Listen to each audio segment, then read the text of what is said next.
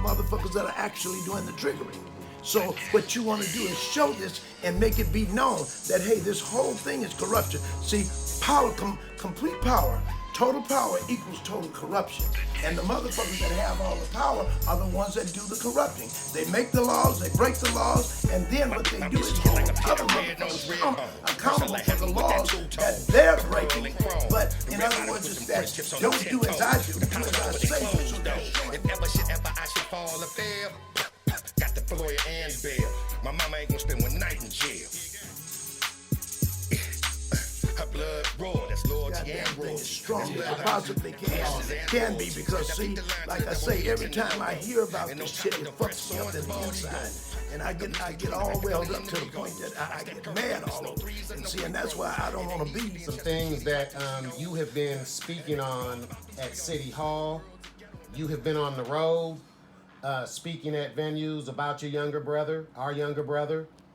And I know that I want to let the people know that you have never watched a second of the video, uncut or otherwise, but knowing from myself and other family members what transpires in these videos, what is one of the first things that you just like to speak on about the video coming out this week that shows even more clearly that still no gun, still asleep. Is there anything that family or you heard about this week that kind of maybe confirmed some of the feelings that you already had, sister? Well, I don't know what time it was. I know our little brother called and told me don't watch it. Sister, don't watch it. Our younger brother Lewis. Mm-hmm. And he started telling, like, you know, they just snatched him out the car. Says, you just gotta, don't watch it, sis, don't watch it.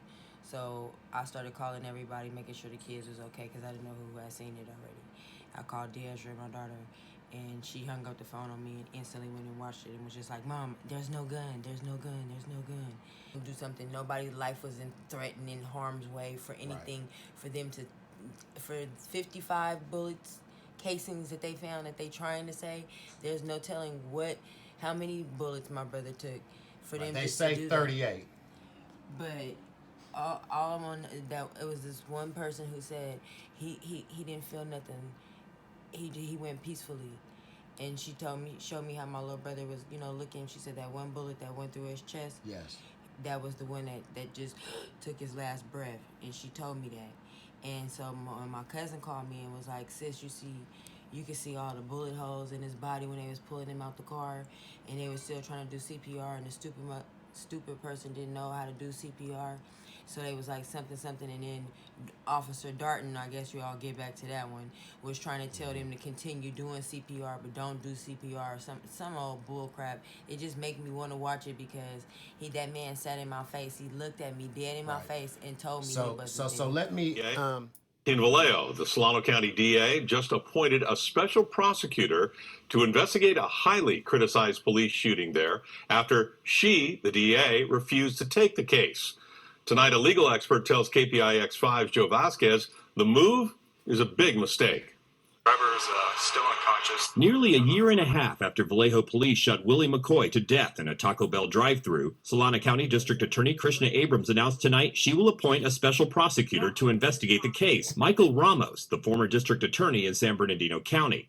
Abrams made the announcement on her DA's Facebook page, quote, "We are confident that Mr. Ramos will provide a fair, comprehensive, and independent review. We believe this independent review will be a positive step in rebuilding relationships in our community. The current circumstances compel an outside review." As we reported this week, the DA has recused herself from the case, saying she has lost the public's trust. She tried to get the California Attorney General to investigate, but he declined. As for Ramos, he lost his 2018 bid for re-election. A judge recently found the former DA had improperly deleted text messages and emails after Ramos was sued. That's according to the San Bernardino Sun.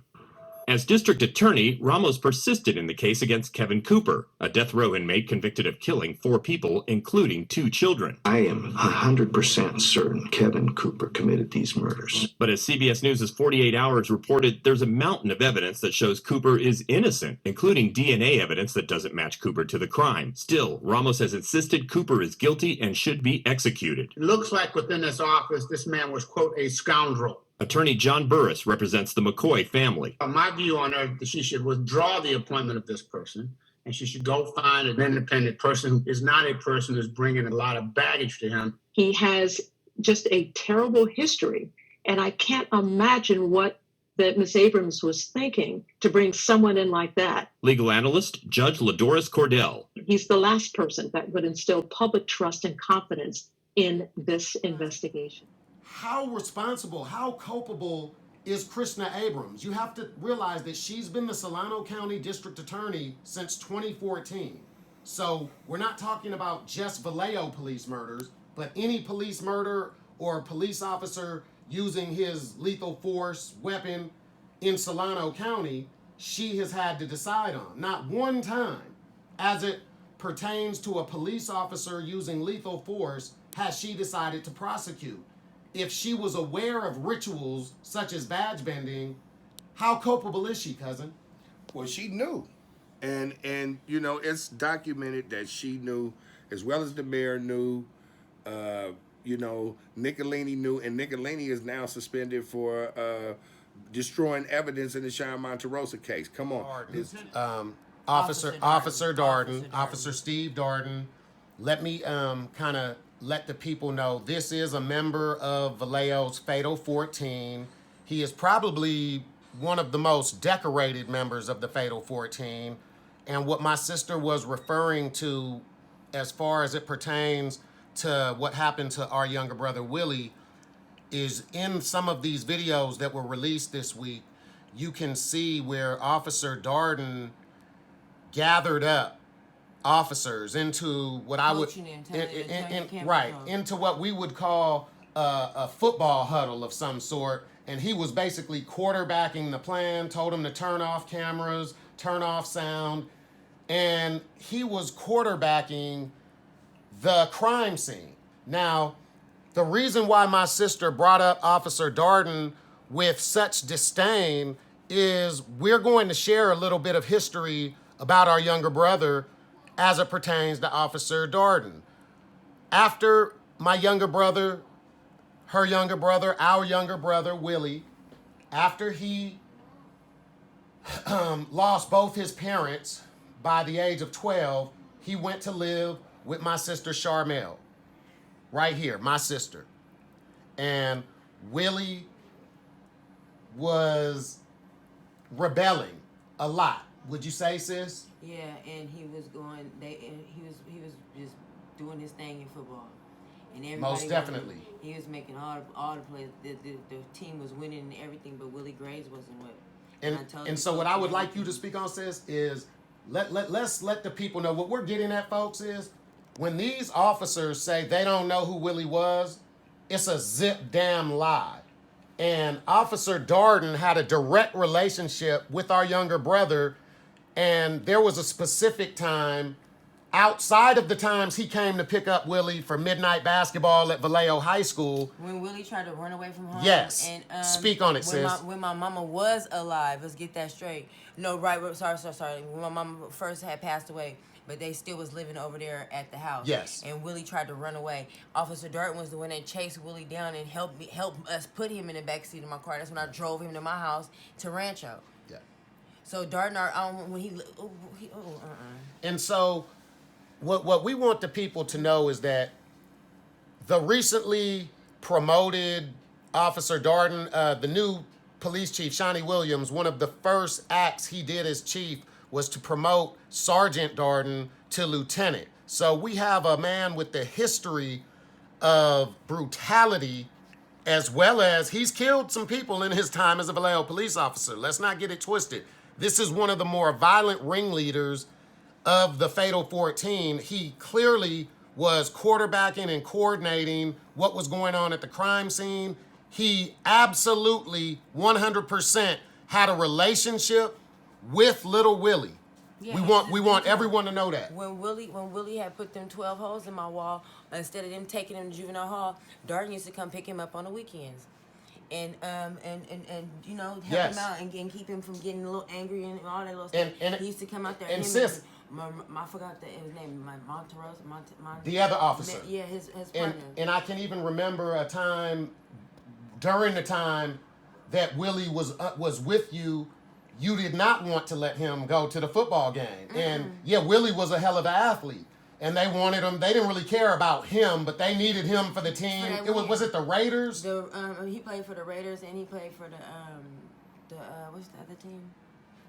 It was in the Pop Warner. Whatever, but Jesse Bethel was looking at him because he had a couple of scouts looking for him. But I remember specifically you sharing with me back then that Willie was effing up on his grades, and they came literally to your front door.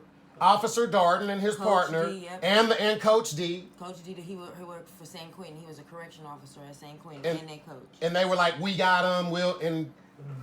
You kind of resisted, I told him nope. He better sit his butt on that bench and wash some helmets and do whatever at the end of the game. He better not play the game, and they still let his butt play the game. When he still came home with them F's. And so we want people to know that these officers who are acting like they didn't know who Willie was, that's a farce.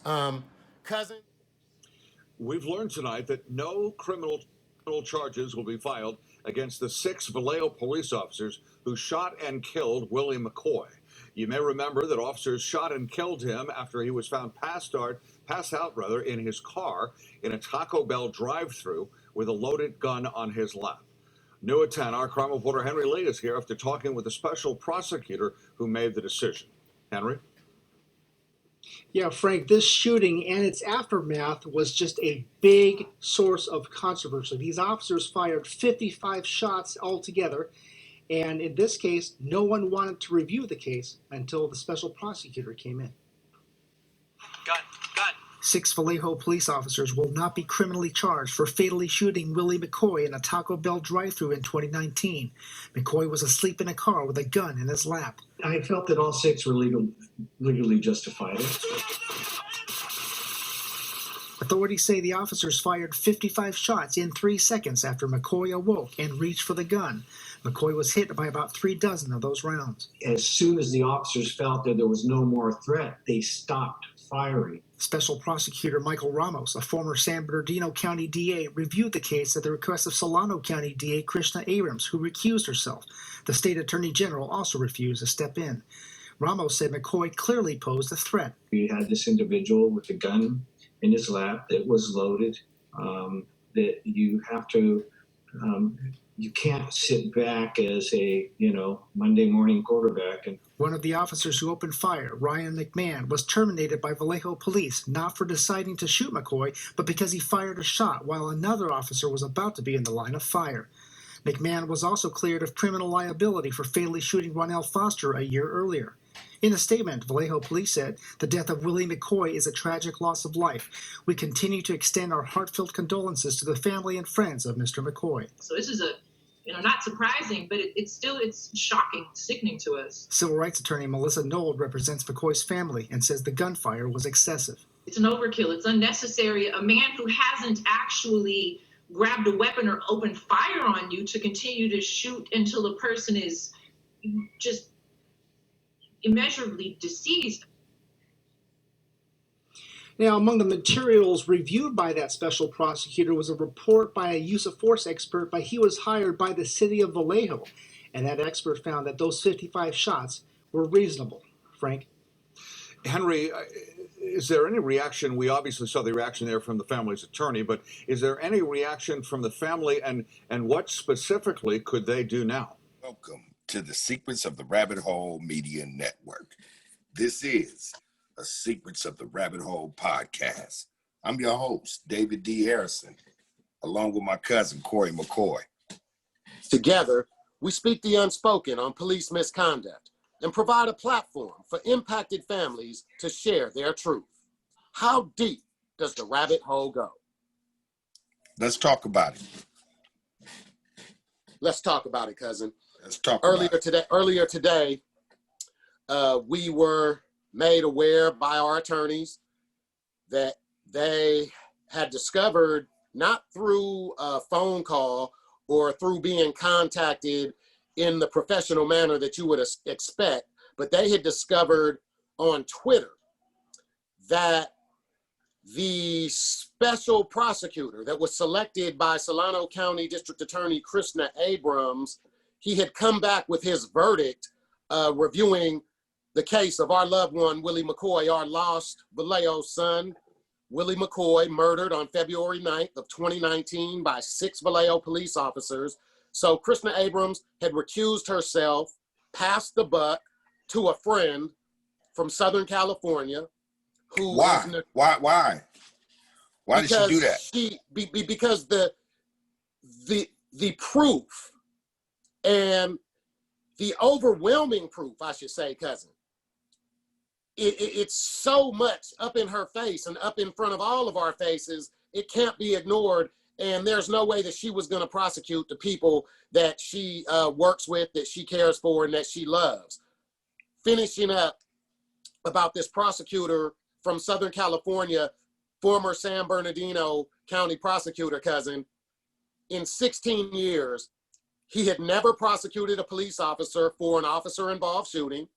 And as recently as 2018, he was found by a judge to have manipulated and basically destroyed evidence. Wow. So that's big. You can't trust him. There's so much corruption going on right now, cousin. I mean, you know, we got the badge bending. We got district attorneys and prosecutors not ready to prosecute officers for doing criminal acts. I mean, we living in and cousin, how does Trump. That make you? Come on. How does that make you feel to know that? Now let's not get it wrong. We knew that this verdict from this group of people was going to come back clearing the police officers or saying that they were justified. So we're not shocked by that. But it still hurt, though. It still hurt, though, that you could see. I mean, because you know why? Cuz just let me stop you right there. How does it make you feel? The only reason being is because it's little Willie to me. Yes. The way that they did him, it was a little boy in a car sleeping. They executed him doing a ritual, initiation into a police gang. I mean, that is so cold-blood murder. What they did to Willie was something worthy of storming the Capitol. Yeah, that's one of those things. That's one of those things. It was that bad. It was that bad, man. Atrocious. I don't think people really get the story, and because it's so watered down, like you know, cuz like they put the narrative out there, like, oh, he had a gun on his lap and this, that, and the other. People, we have never seen a gun yet. Not once. Out of 6 videos, we haven't seen a gun one time. So, you know, you have a segment of people that, in our opinion, are aware of what's going on with this police misconduct all across the country. We bonded with different families here in Vallejo, in the Bay Area, in all across the country. We've had the opportunity and have been fortunate enough to meet and share and interact and hear stories, the unfortunate stories, but stories that the realness of it almost seems like we're so much in the minority, cousin, of people that, oh, those things couldn't possibly be taking place the way they're saying it happened. And people are so quick to buy into this authority figure narrative rather than believing the narrative coming from the people who are dealing with this and confronting the system. Man, we watching it. Hold on. They don't got to take our word for it because they're watching it on video. Like there's evidence, right? And so when you look at the overwhelming evidence of what took place, along with the narrative that was given by Captain Whitney and Amen, especially by Mayor Sam Payan and Chief Boudreaux, and come on, the list goes on. And you know, and the infamous first viewing of Willie's body cam by Hakeem Brown. Look, there's so much corruption there. And it's really, it's so crazy because you and I, in these discussions, we oftentimes bounce all over the place because there is so much to talk about and so much corruption to cover. Like it seems like it truly is. How deep does the hole go? Like truly, cousin. Well, if you want to talk about Greg Nyoff, the city planner, and the things that he's got going on, and how he believes that at one minute he believes that there's nothing wrong with the performance of the police and what they've been doing. Right. But now we just seen an interview, and we just showed it on the rabbit hole where they're saying that it's only 39% solving rate on murder cases. Right. And Well, stuff but cousin, I think we have to understand that when you're talking about city manager Greg Nyoff, you're talking about an individual whose public opinion changes after every backdoor dirty deal that he has. So, his opinion on certain topic matters is going to change like the wind, depending on when was the last backdoor deal he just made. Getting back to what we were speaking on with the new information today, obviously, we're not surprised. We are disenchanted with how the information was released, or the lack of the way it was released. Something that my cousin, your father, T-Boy, Pops, something that he used to always say to us was that when it comes to corruption, the shit always rolls from the top down, not the bottom up. It trickles down, has a trickle down effect. He was emphatic about that when it came to corruption with city government. And so I think we've got to shine this light back on Krishna Abrams, because she selected a, quote, special prosecutor to come in and investigate Willie's case, who basically was a splitting image of herself when it comes to political beliefs and the alignment with the police across this nation, police union, whether it be Southern California, Vallejo. This is a problem that no one seems to want to address, that you brought up to me in an earlier discussion, and I'd like you to speak on it now. Why does Krishna Abrams get to pick the special investigator? Man, that's the one that I've been asking the same question. She's not even equipped or fit to pick the next to pick somebody, an outside prosecutor, because she's connected to all of this stuff. Cousin, not to cut you off, but I don't mind addressing. She has a conflict of interest, cuz there's a conflict of interest with her in the policing that's going on in there, because she has relationships with police officers and things of that nature. And I don't mind being clear with the people on what it is we're saying. When my cousin is telling you that the Solano County District Attorney, Krishna Abrams, has more than a working relationship with the police, she's a badge bunny. She's known as what the officers within the policing community refer to as a badge bunny. She is a woman that dates, marries, or has personal relationships with only police officers, with only law enforcement. Now, I'm not professing, my cousin is not professing to know every single personal in and out of her life. But what we do know, and it's public knowledge, is that she has had multiple relationships, whether she was married or whether she was in a one-on-one boyfriend-girlfriend relationship with law enforcement. Our question to the public is, if you are laying in bed with a law enforcement officer, someone that is on that side of the fence, are you not compromised when it comes to doing the job of potentially prosecuting a police officer for violating? You're not going to prosecute no police officers, especially if you, listen, if you're going out with crooked officers, you're not going to prosecute no police officers. Because listen, one thing I know that is not a few rotten eggs in Vallejo police, and not even in the city council. All of them corrupt. It's a big corrupt organization. So now in this corrupt organization, like Pop said, it trickled from the top all the way down. That's where the corruption trickles from. So, all of the things that's being done, they're being perpetuated.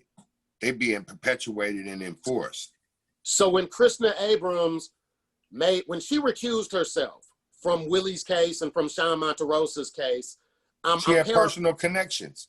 Well, but I'm paraphrasing her statement. Her reason why was something along the lines of because the public did not believe that she could be transparent.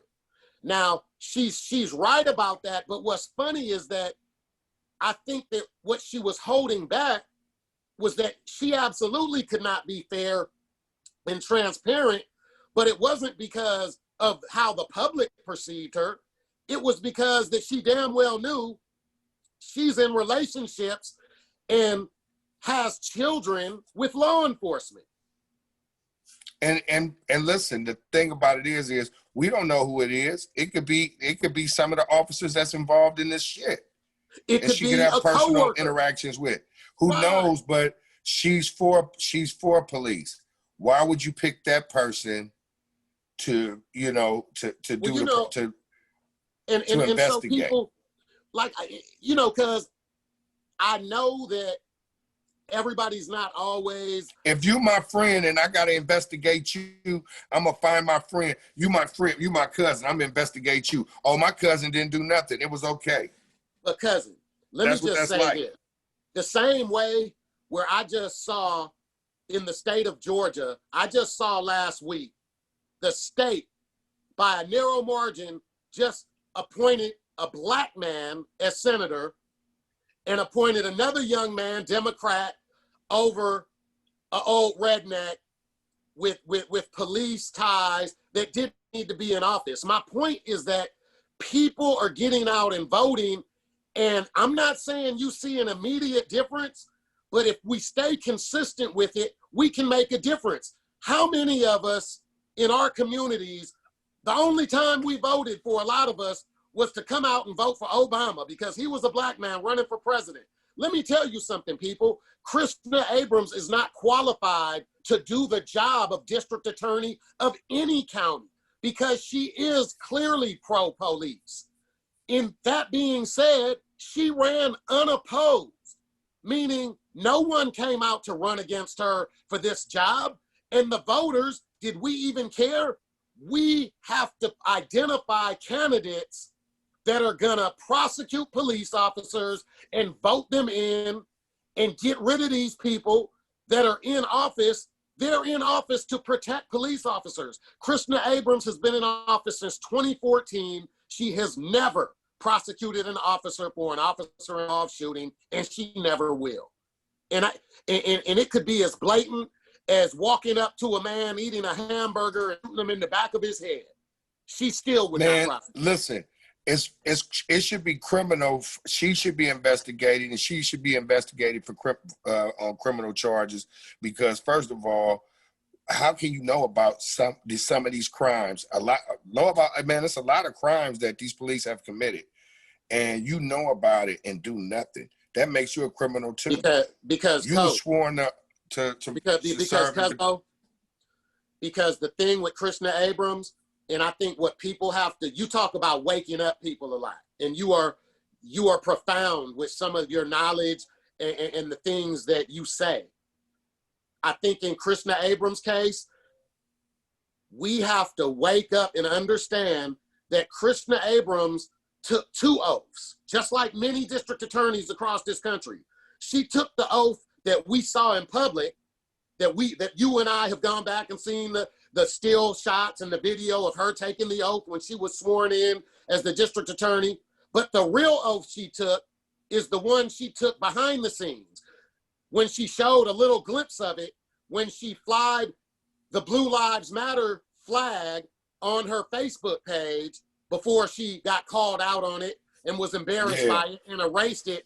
That is her true agenda. She is in place to make sure that when police officers do this brutality and murder to people that look like us in our communities, she's in place to make sure that there is no consequences for them.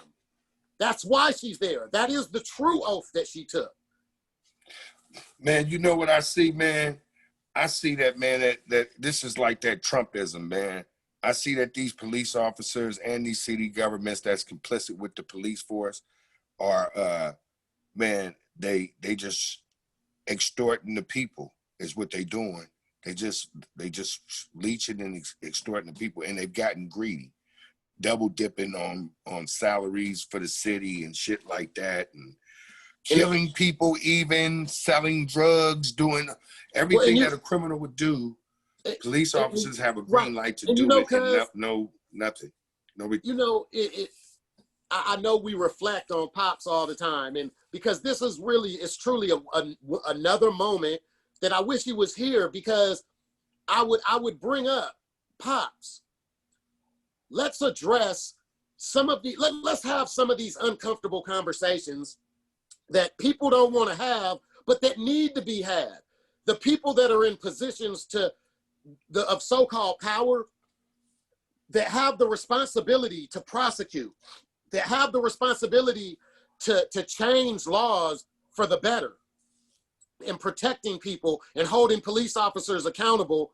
We have to have uncomfortable conversations about, let's talk about some of these amendments, cousin, where to this day, as you and I sit here having this conversation, some of these amendments still on the books have Black people, have brown people listed as slaves, only giving them rights, 3/5 of the average man.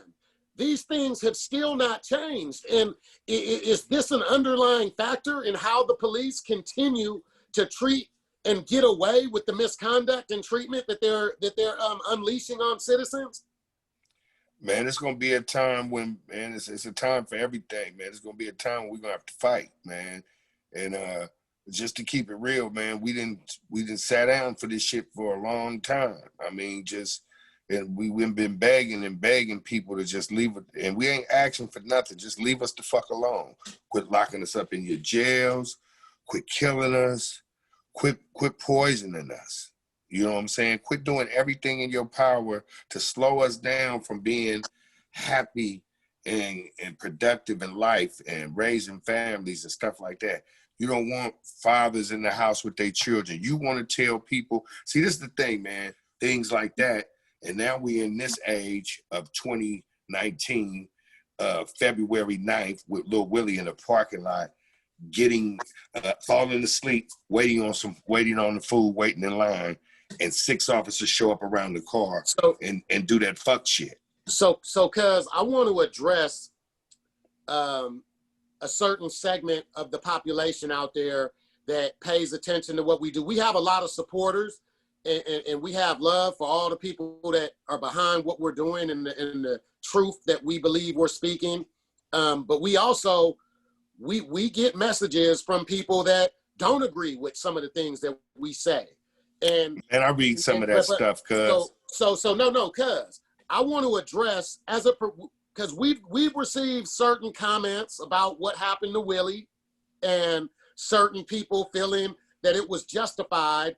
And I know that those are the people that they want to just pay attention to what's going to be reported on the bottom line. Oh, did you see that the special prosecutor that the Solano County District Attorney hired, he justified the police shooting in the Willie McCoy case? Let me just make it clear for all the peon people that want to follow that line of thinking. Let us explain, first of all, that the Vallejo Police Department did a report on their own officers.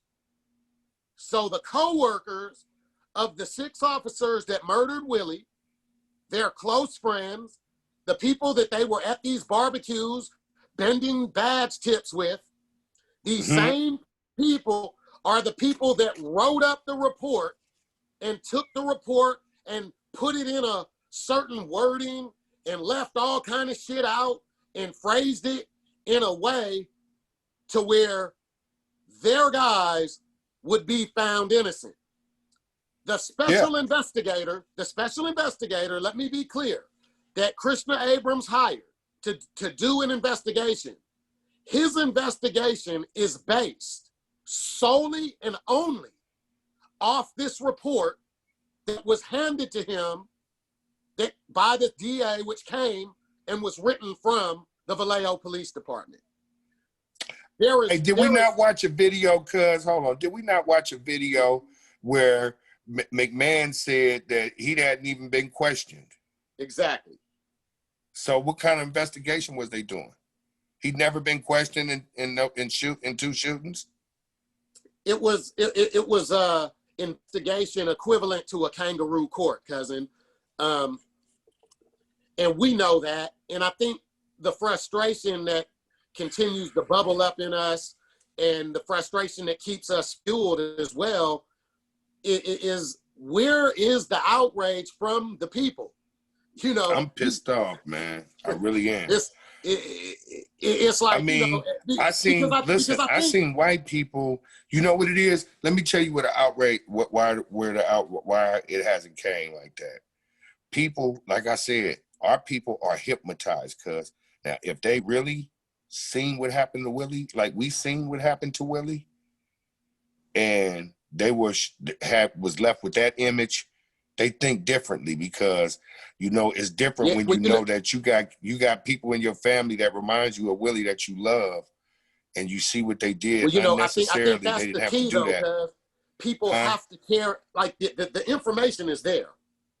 People have to take that step to just look at it.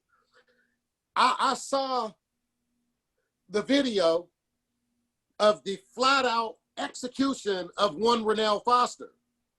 I just encourage everyone, go watch the video. Go watch the video of Little Willie, the new uncut video. I challenge any politician, any city official to come sit down with me and my family and let's watch it. Let's put it up on the big screen. Let's watch it together. And you tell me if you agree that what these 6 officers did was justified. You know what else I'd like to ask them? I'll give each of them $200 if they can show me the gun out of 6 videos. I want to see the gun. No, out of 13 videos, 6 body cams. Yeah, well, the gun's not in any footage. Not in any. I'd love to for them to show that to me. You know, so that's another issue. In the way that they put it in the public, because every media publication tells the story about Lil Willie, and in that story they say it was a young man fell asleep in the Taco Bell parking lot with a gun on his lap. That's the story. But there's no gun. This whole story changes when there is no gun. Well, you and we have addressed media that has reported Willie as having a gun. When we've had opportunities to address certain media after the fact, we have asked them, why would you not put it as an alleged gun? And sometimes we get the response of, oh, you know, that's true, right? That's how it was in the police report. Right, the police gave that report. But then other times, you know, we've run across media that has been, well, I'm like, well, why are you not reporting it as an alleged gun? And they're like, well, because the police reported it as a gun. And I'm like, well, can you show me where the gun is? And they're like, well, no, I can't show you, but the police reported it like that. And so it kind of lets you know the certain publications or networks that are pro-police narrative and the ones that are truly looking at this thing from a transparent viewpoint. I would say from our experience. Like we say, we both know about qualified immunity, and we both know about that the police going to protect itself. That the police institution is going to protect itself. That's what it's designed to do. Just from a standpoint of procedures that they go by, is designed to protect that entity. So in Lil Willie's case, they don't want to be responsible for killing a 20-year-old boy for no reason at all. But when they find out that the reason that this happened was because of badge bending, yes, Willie wasn't killed because he had a gun. He didn't have a gun. Where's the gun? He got killed because these officers were doing an initiation to bend their badges. Okay, that's why that happened. We looking at that right there and have the information for that. But I think what's important for the public to know too, cuz, is that you have this And announcement. and some of them, and listen, it's a lot of them where that wasn't the first time that they killed. There's a lot of bodies in Vallejo. You know what I'm saying? There's a lot of bodies in Vallejo. I can name them all. I'm not all of them. There's so many I can't name them all. You know what I'm saying? Right? But No, there's a lot. most definitely. But I think what I don't, you know, we're Vallejo, and just like a lot of cities that back corrupt police departments, and murderous police departments, Vallejo is they're slick, but they're very easy to see the moves if you just focus in and pay attention. I find it fascinating that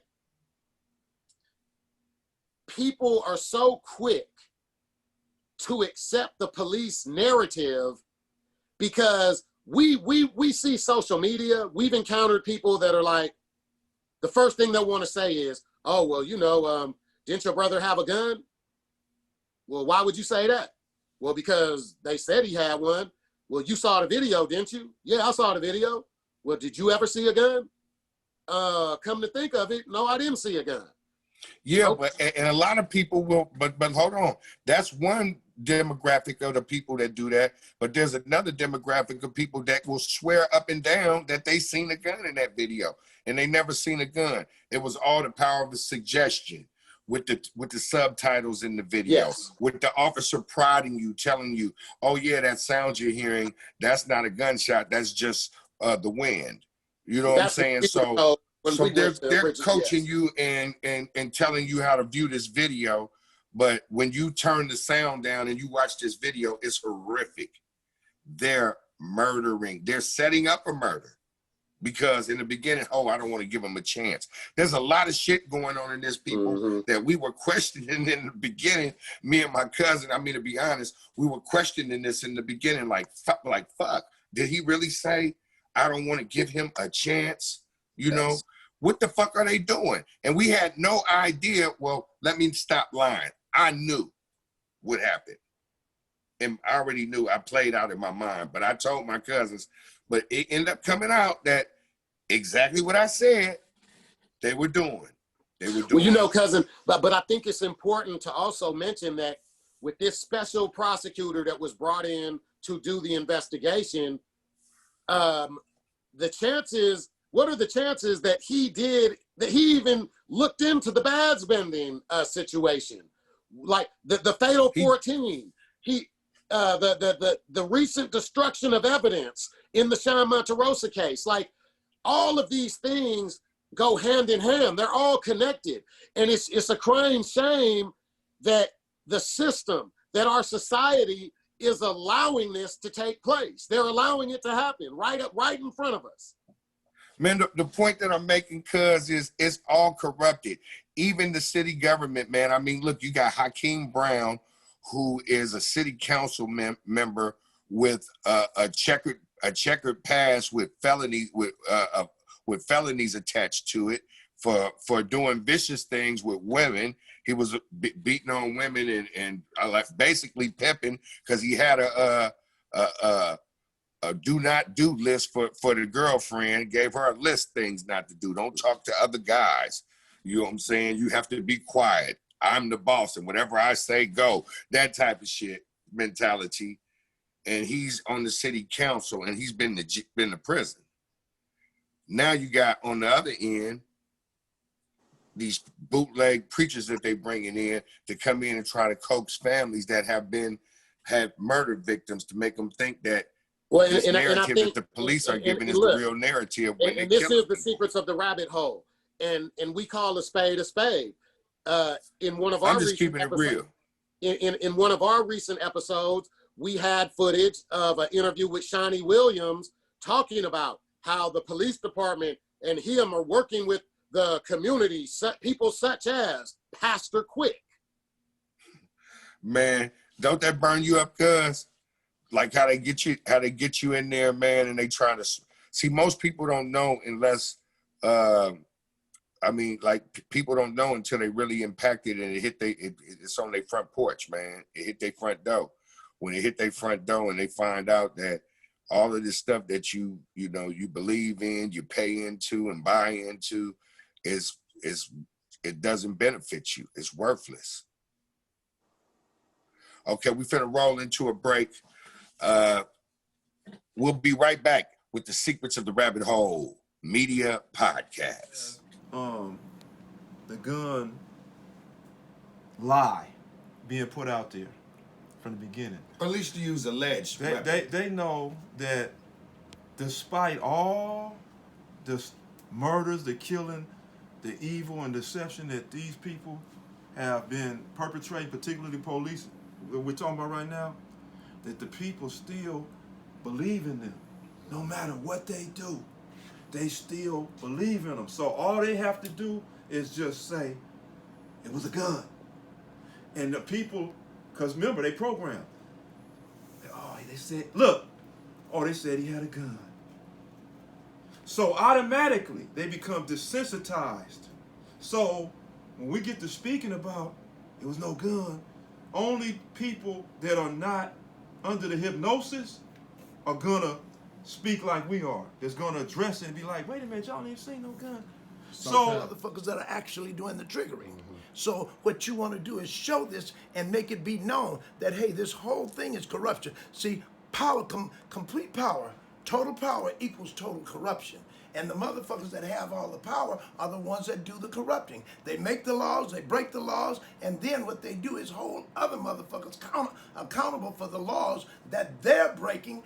But in other words, it's that don't do as I do as I say do. So they're showing their power. Abrams, a last word, as she is notoriously known for being a so-called badge bunny within the dating ranks of the law enforcement circles. So why don't you go ahead and finish it up on Krishna Badge Bunny Abrams? Well, she gets 2 fuck yous with the fuck shit, cuz I'm going to tell you like this. This chick has a conflict of interest, is the reason why she has to recuse herself from prosecuting the case in the first place. Anyone, you could be, I mean, Stevie Wonder and Ray Charles can see that this is a slam dunk case. They murdered Willie, sleep in a vehicle, unarmed. We haven't seen a gun in 6 body cam videos.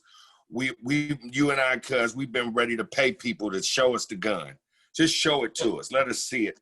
But Krishna Abrams has a questionable background with this badge, being a badge bunny, hopping around police departments, dating this officer and that officer, all in that county, and a blue life badge bunny, would you say?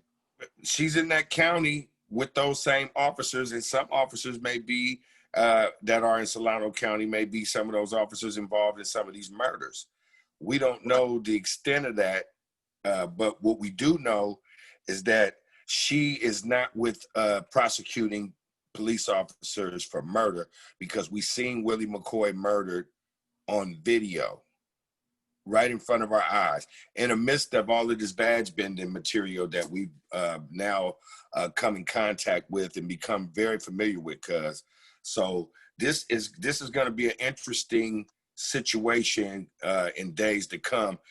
Speaking of that, the new process and Krishna Abrams being allowed to pick an independent outside prosecutor to prosecute this case is interesting. Even saying that she was the one that was able to pick. Well, we definitely will be bum rushing whoever is appointed as the new state attorney general, because this thing it has to be someone above Krishna Abrams that's going to come in and clean this corruption up. Man, it stinks to high heaven, cousin. All of it. I mean, this corruption, like Pop said, the corruption, it trickles from the top to the bottom. Who do you go to? You go over somebody's head, you go into somebody that's even more corrupt than the guy below him that's giving you the problem. And this is the problem. And like I said, it says, Pops always used to say, it says, we the people. We are the people. We have to unify, unite, organize, and strategize a way to change this system from this systematic oppression and racism that's going on inside of institutions like the police department. Yeah, and cuz, you know, just one last word, if I can, you know, to the people in our community, understand that these young men and women that are being abused and murdered out here in our streets by police officers that are running amok and that are rogue, these people are us. These people are you. So let's stop stereotyping and acting like that these victims of police murder are not us. Yeah, no, I get it. And you know what? And that's one of the reasons why I said I want us to get real personal when it comes to anybody. Because like they said, what you have done to the least of my people, you have done to me. And like, you may not have even known Willie, but Willie was a young black man, 20 years old, with his whole life ahead of him. He doesn't have a junior to leave behind, to leave a legacy for himself. The only legacy that he leaves behind is his music and his videos and his visuals. And that being said, and the memories that we have as a family with him, but the biggest part is that we were robbed from him, and he was robbed of his potential because these 6 officers were embarking on a ritual known as badge bending. And in that process, they unleashed 55 bullets into the car of a sleeping young man to bust their cherries in this badge bending ritual. And the thing I know about that it is the Fatal 14 has done this over and over again. We lost Ronell Foster. We lost Sean Monterosa. We lost Mario Romero, Angel Ramos, Anton Barrett, Nehemiah Strong. I mean, and so many others. And I know that, you know, that's usually the list that we initially spurred out, because the majority of the families that we name, we actually have become family with. So Eric Reason. The list goes on and on. There are so many others. You know, because to get back to Krishna Abrams and to kind of finish up, I kind of want you to really tie this together to really let the people know, because we met with her face to face and we looked into her eyes, and to know now that she was aware of all the corruption and the badge bending and actually was a part of it back then. Just one hell of an actress, wouldn't you say, cousin? And that's what I was going to ask you. Were you referring, did you want me to go by what I thought about her then, or what do I think about her now that I know that she knew everything now? Well, cover the whole gamut, because I know that you if I knew what I know about her now, back when I first met her, I like I said, I told a friend of mine, I said, man, she's a police officer, you know, a law enforcement, but I wouldn't want her to spit on her, because that's how despicable of a chick that it came off to me. She was real despicable, because if she knew about badge bending and she knew all of those young men were murdered, she's an evil person. And she could just stand by and not prosecute those people. Right, and we've mentioned this before. You know, when you have a face-to-face conversation with someone, and there are specific questions that you're asking, you can kind of read a person's character through their body language and their hesitancy to give you an answer for what it is that you're asking. And I just remember clearly in that face-to-face meeting, Pops asked her, did she take money from police unions? Yeah. And I would say that we actually didn't get an answer for about 5 minutes. And that told me a lot. She was dodging around, but she later on admitted that they did take funding from the Police Officers Association. Although that year she said she hadn't taken any from Vallejo Police. Right, exactly. And that's what she said. She did. Yes. You know what? You got a memory like an elephant, because I forgot all about that. But you know what? It was over the time because we spent a lot of time learning all this new stuff about badge bending and, you know, and destruction of evidence with, you know, with Michael Nicolini, and being promoted after that to the president of the Vallejo Police Officers Association. This thing is starting to make sense. And then not only that, you know, we walked through the whole gambit of this corruption, man, where they voted out drug testing for police officers in the city council meeting, and where they gave kudos and a send-off to Chief Boudreaux, knowing that he knew about badge bending because they brought the badges to his desk and he sent them back out, according to Captain Whitney. And in the spirit of transparency, we do want to acknowledge that newly elected Vallejo mayor, yes, Mr. McConnell, you absolutely were the one person that did not vote to get rid of the drug testing. And, he didn't. Now we're gonna. And he said that he did not know about the badge bending until it broke. And because we had put him on the spot as far as letting him know that he was, just because he was the better choice of the two main candidates running for mayor, did not give him a pass on whether he knew or did not know about the badge bending. He then came out saying that he absolutely did not know and was not aware of the badge bending. I know we've gotten a little bit off of Krishna Abrams, but while we're talking about McConnell and did he not know, did he know, he claims he did not know about the badge bending. In your opinion, cousin, what are the chances that Councilmember Brown, who we know was shown the video of Willie's murder before we even were allowed to see it, in a room with the Police Officers Association by himself, what is your viewpoint on whether Mr. Brown was aware of the badge bending? Well, I know that he was aware of the badge bending because, like, he may have been a CI back in the day for some of these Fatal 14 characters, shady characters that we know about. Because, like I said, I don't understand how Hakeem Brown is able to be on the city council with a questionable background that he has with domestic violence. And well, I think what it is, you know, even after the domestic violence history was exposed. Well, it went a little further than domestic violence. It was kind of like stalking. He was having it was instances. I read the stuff where he was giving instructions to a woman to only talk to him.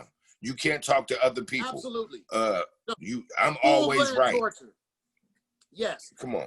But I think what we have to acknowledge is when we ask the question of how is someone like that still sitting on the council, look no further than the so-called Black leadership of the city of Vallejo. The majority of the church groups there, the NAACP of Vallejo, they are hand in hand, have been supporters of Hakeem Brown and have worked hand in hand with Hakeem Brown. And so it's greed. I think that it also showed up that he did get quite a bit of vote. It was a very close race for mayor. So it clearly shows that there are a bunch of people in the city of Vallejo within the Black community that are willing to give Hakeem Brown a pass on his domestic abuse and, you know, borderline domestic terrorist type shit that he was into with women. They're willing to give him a pass that he has refused to step up and speak out on the behalf of impacted families who have been murdered by Vallejo police. He talks about he is a wealthy man and he didn't need to take police money. Brother, when you take the police endorsement, it's not about do you need the money? Are they physically giving you physical cash dollars? You took the endorsement, you have sold out your voice to speak. The police department volunteered, contributed to your campaign thousands of flyers that the police union paid to have printed out. Is that not donating money to you, That's brother? money. That's money. He's accepting support from the Vallejo Police Officers Association. And I'm shocked, and I'm shocked, and I continue to be flabbergasted that the same church organizations that threw a parade to honor the fallen brother and sister Breonna Taylor and George Floyd, right there in the city of Vallejo, Hakeem Brown directly involved in the march. Not one impacted family was there, or no impacted family member who had lost a loved one was their loved one even honored in this march. So you have a group of people, of so-called Black church leadership in the city of Vallejo, that would go out of their way to honor someone that was murdered by a police officer in Minnesota and in Kentucky. But for years, they have remained silent, lips tighter than tight, when it comes to police officers in their own city murdering Black and brown brothers right there under their noses. Yeah, it's a shame that the outrage is not, at a 20, skip 10, because like I said, this thing is happening so many times in Vallejo, and we've lost Black and brown lives. Senselessly and viciously.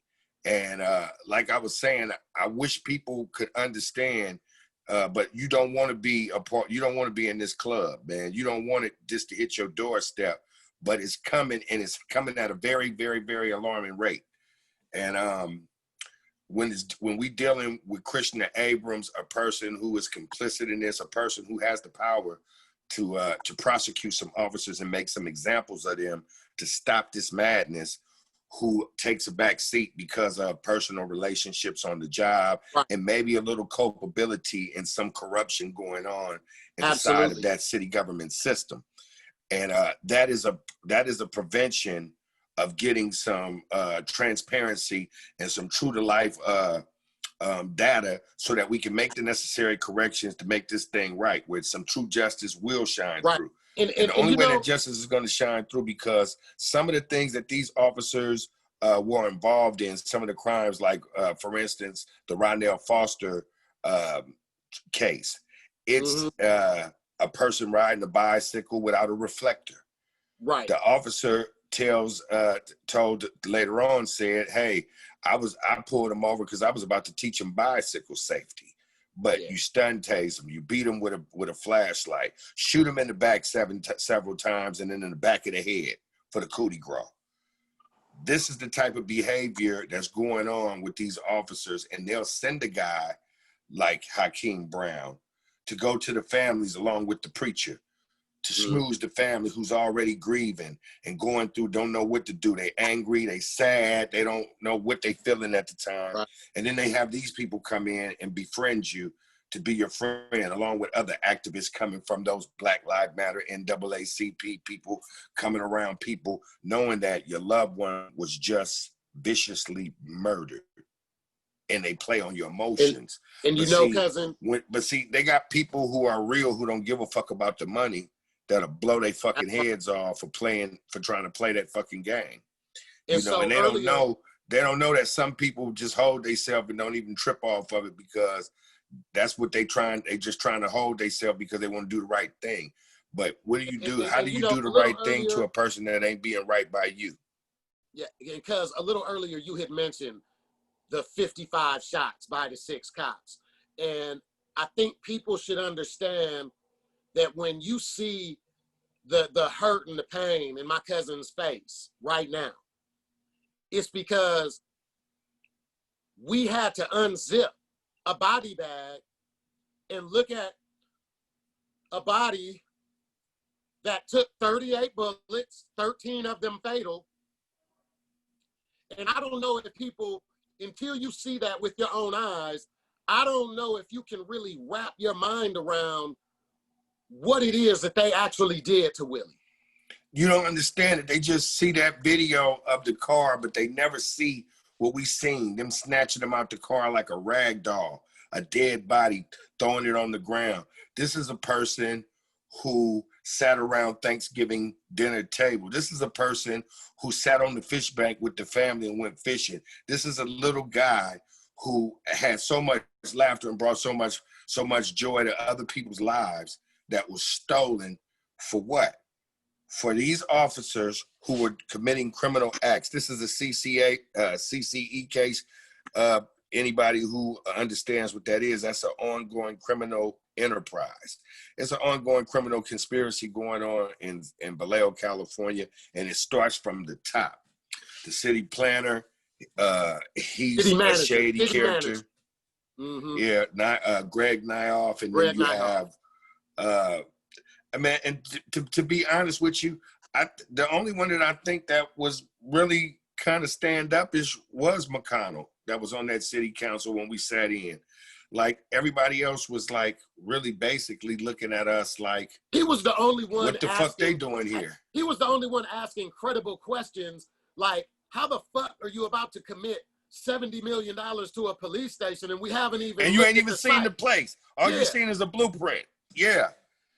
He was a sensible guy. What I'm saying is you got these guys that are not sensible doing things like that and making moves like that. And then also they're hiring people who are questionable, like these Fatal 14 people who are out. This is their dogs. They're letting off the leash now.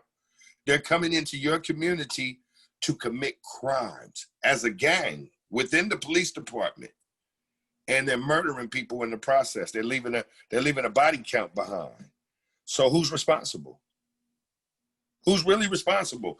Am I responsible? Say I pay somebody a whole bunch of money to go assassinate somebody, right? That person goes assassinate him. I'm sitting way over here, but I paid the money, right? Who's responsible? Who's the responsible one?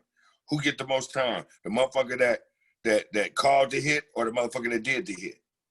Right. The motherfucker that do that, the shooter, he wouldn't even know who to go shoot if he didn't get the money and the motherfucker point him out to him. It took him to do it. And I think to take it one notch above, the so-called shooter or the dog doing the killing, these officers are being trained and are being encouraged to do what they're doing. They learn one thing. Look, we got this from Joe. They learn one thing at the police academy, and once they get out the academy and get to the police station, hey, all that shit y'all learned at the police academy, forget about it. This is what we doing on the street. And you're speaking on a friend of the show, Joe Ested, former Brooklyn, New York police officer, a very brave brother who goes around the country, puts his life on the line, telling the most intricate inside details of police corruption because he tried to stop it when he was an active officer. Yeah, Shout out to Joe.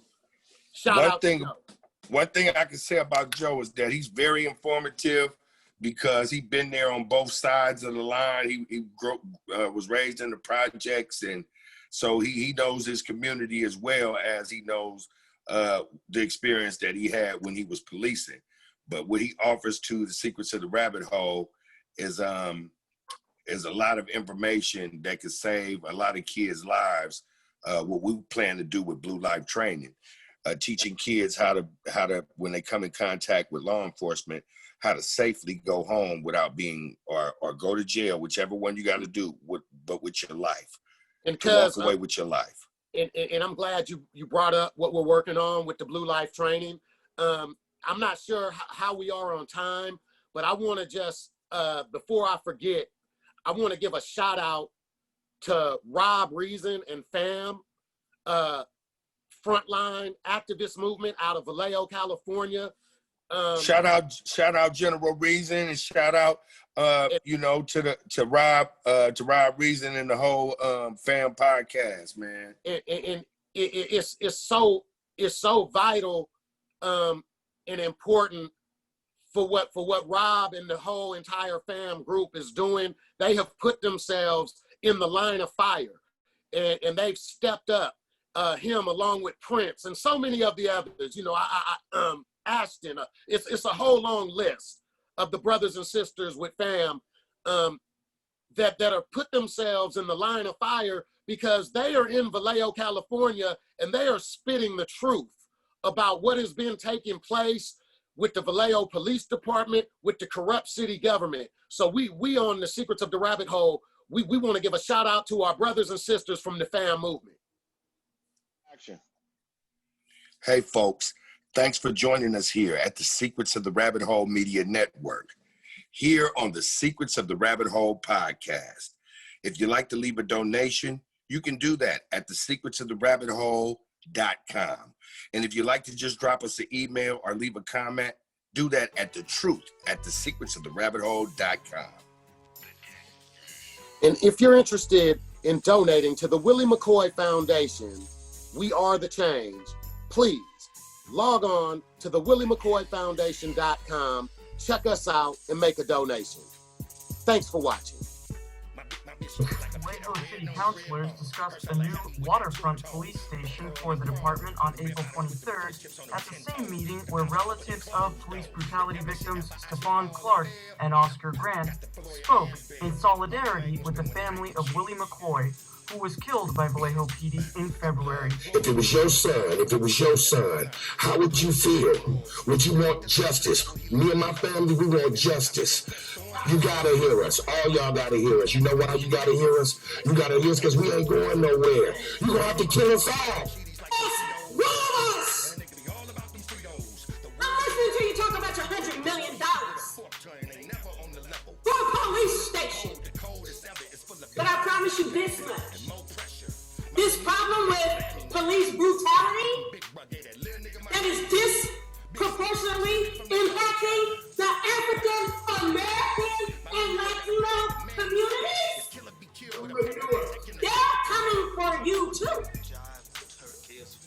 Don't be mistaken. They're coming for you too. And I give a pledge to Willie McCoy's family right now. Thank you, sister. I'll be here. Thank you, sister.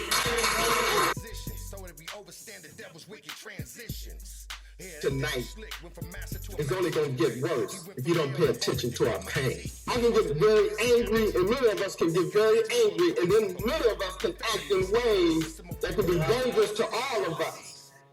Let that be a warning of what happened tonight to take into consideration this pain that you have in this room and respect Willie McCoy's family. Vallejo councilors voted 5-2 to approve the city's new waterfront police station.